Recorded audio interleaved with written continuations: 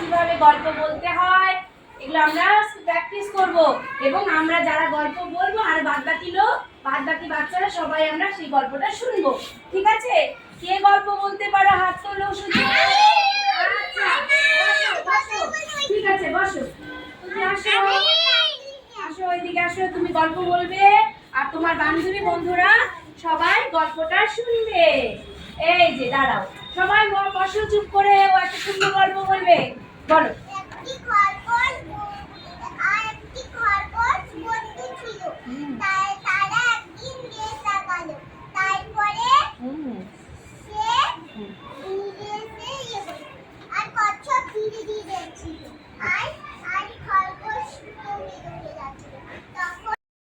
তোমাদের গল্প বলাবো, ঠিক আছে? তোমরা গল্প বলতে জানো?